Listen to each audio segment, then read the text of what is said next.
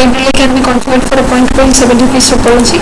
Let's consider this topology. Here we have got PC, laptop and web server and the internet router, for which we are going to do the basic IP configuration. We go to the PC, then we go to desktop tab, then we go to IP configuration. Here we give the IP address and mask on the default gateway. Similarly, the same is done for the laptop and the web server according to the networks that are assigned.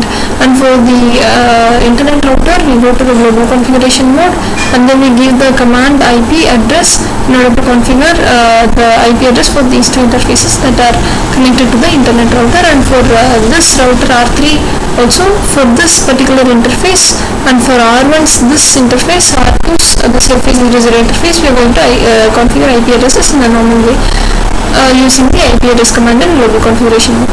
Now we are going to configure the main part FrameRelay. So for that we go to the router.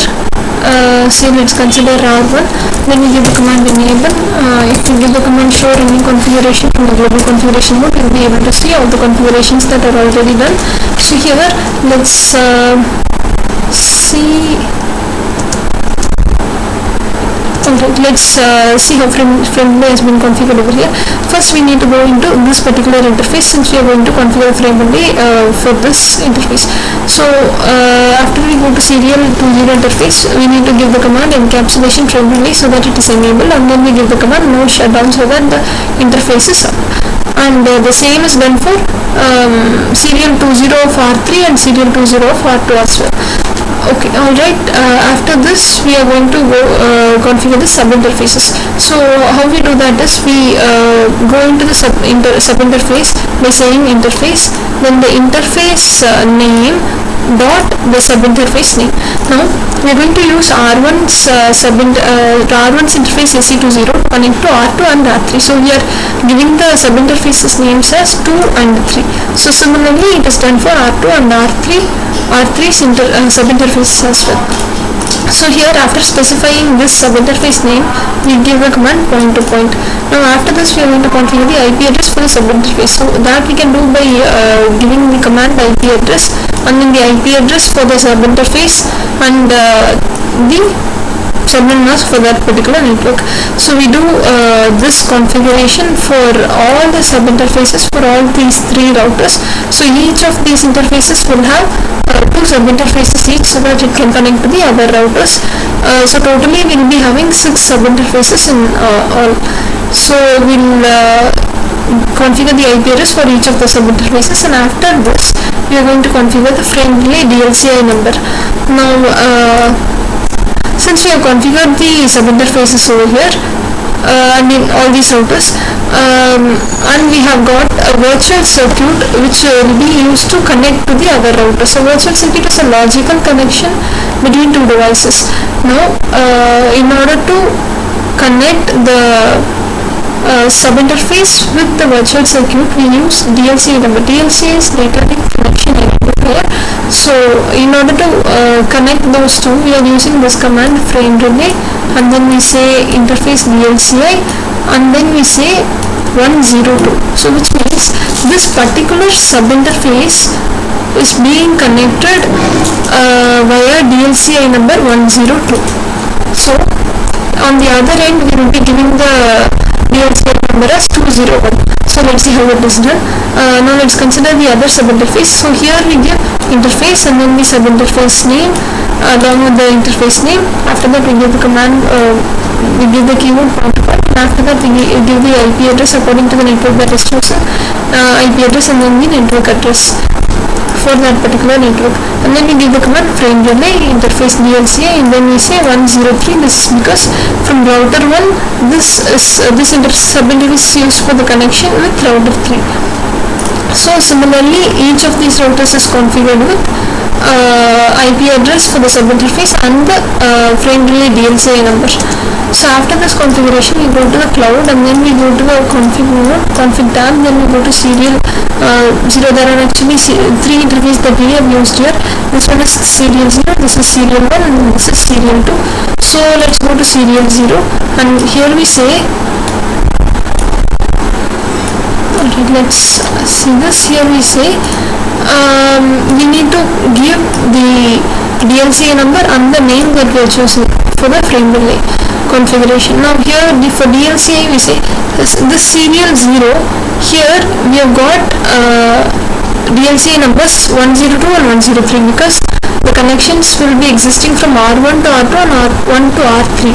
So we give the DLCI number as 102 for example in the beginning first, and then we give the name as R1 to R2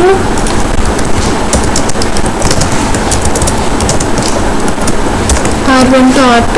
So this is added for the connection between R1 and R2 in this particular interface SC0.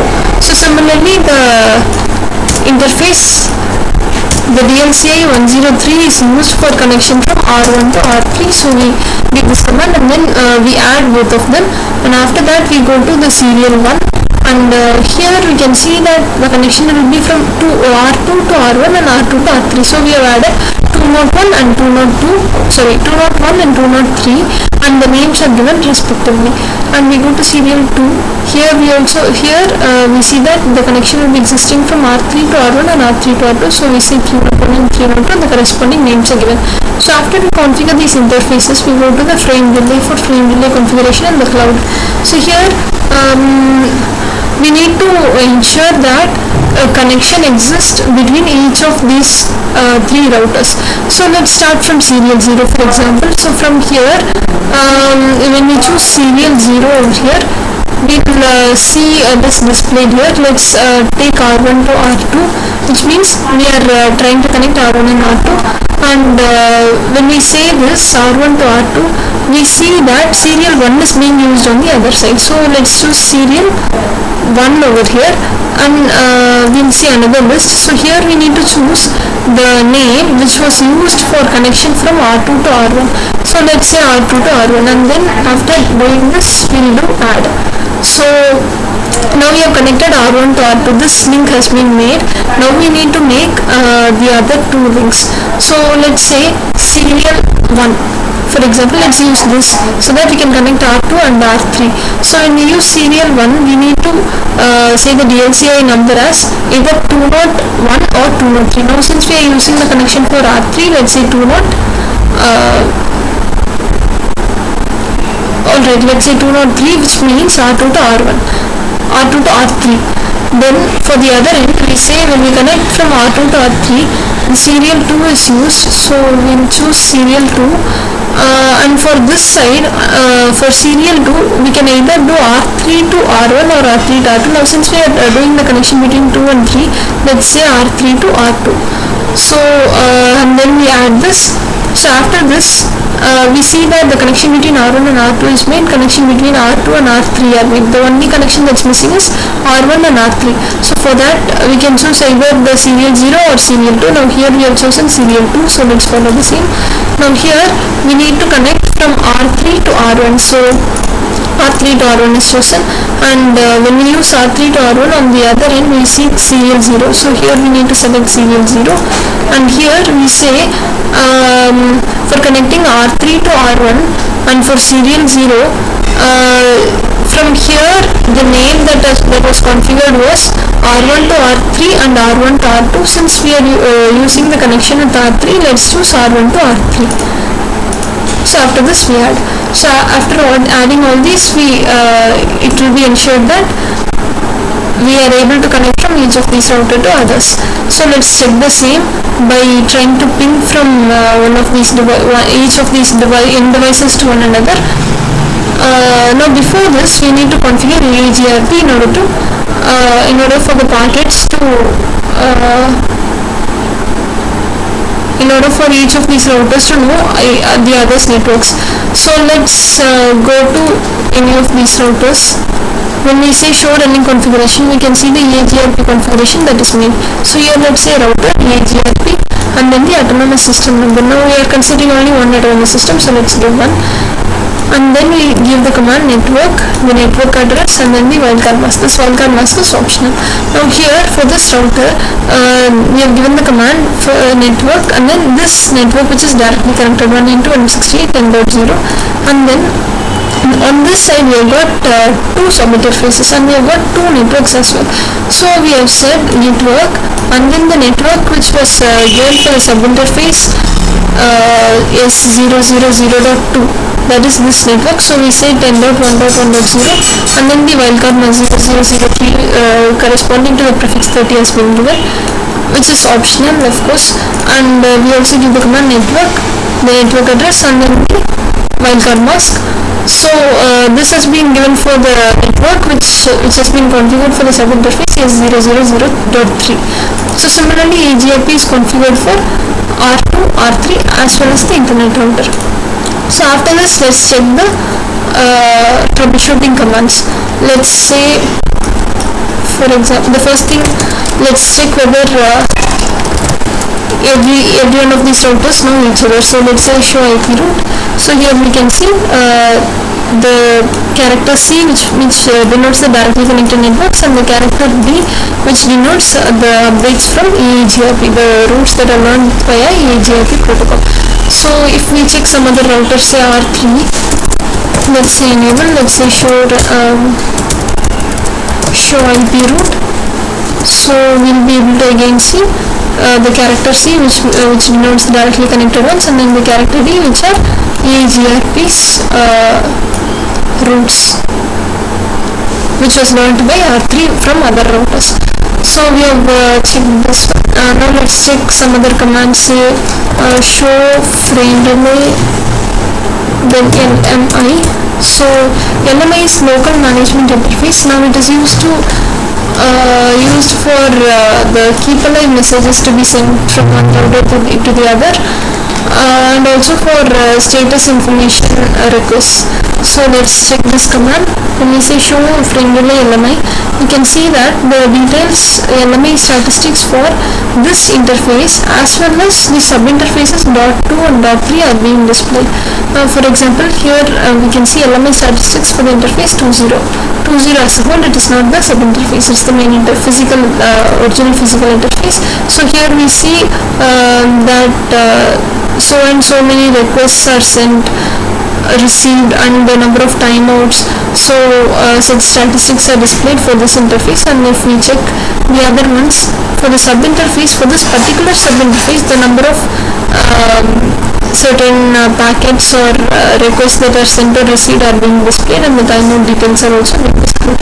And the same is displayed for the serial 20.3, which means the subinterface 3 of this interface is also displayed over here. So now let's check the command show FrameRelay. Then let's say PVC.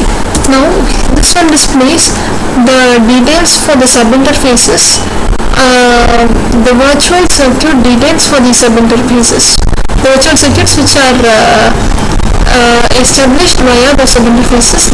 Such details and the number of packets sent or received and the number of bytes that was sent or received are being displayed.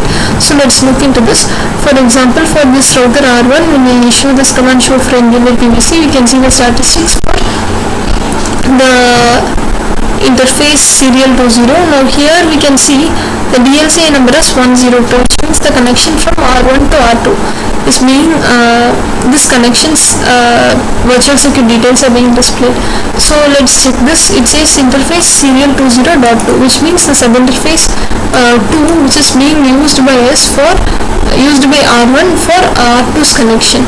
So here we can see these many input packets are sent, these many output packets are these many input packets are received, these many output packets are sent, and the input packets bytes, output packets bytes, and the number of dropped packets or number of broadcast packets. Now we have got DE, FECN and BECN. These are used for congestion control in FrameRelay. DE is discard eligibility, FECN is forward explicit congestion notification, BECN is backward explicit congestion notification. These packets, these are the bits that are present in FrameRelay so as to ensure congestion control. Now a number of such packets sent or received is also being displayed in this statistics for PVC, for the permanent virtual circuit. So the same details are being displayed for the connection 103 for the DLCI with 103, and the virtual connection is being established via the interface subinterface serial 20.3. So in third subinterface of serial 20, this 103 DLCI number has been used for virtual connection. Now these are the details for the packets through that particular subinterface. So let's check the other troubleshooting command, show FrameRelay. Then we say map. So how the mapping has been done from a particular subinterface to a particular virtual circuit will be displayed in this result. So here we can see this particular subinterface 2, it is up, and we have configured it as point-to-point DLCI, and DLCI number that it is using is 1 or 2. So this DLCI number is used to connect to this subinterface to the virtual connection to the router 2. Then it says broadcast and the status is defined and it is active. Now similarly for the other subinterface 3, it says it is up, and we have configured it as point-to-point DLCI, and then it says the DLCI number is 0.03, which means this from this serial interface serial subinterface 3 we are establishing a connection to the router R3, and we have configured that DLCI number as 103, so it displays that DLCI number and it says the status is active. So we have checked a few configuration troubleshooting commands, and let's check whether we are able to ensure the connectivity. So let's check the IP address of the web server, which is 209.165.200.2. So let's try to ping from the PC. Ping 209.165.200.2. So now it should be able to ping the web server.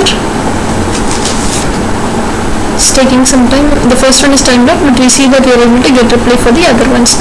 So now let's also check whether we are able to connect via the web browser 209.165.200.2. Yes, we are able to connect. And now similarly, let's check the same from the laptop as well.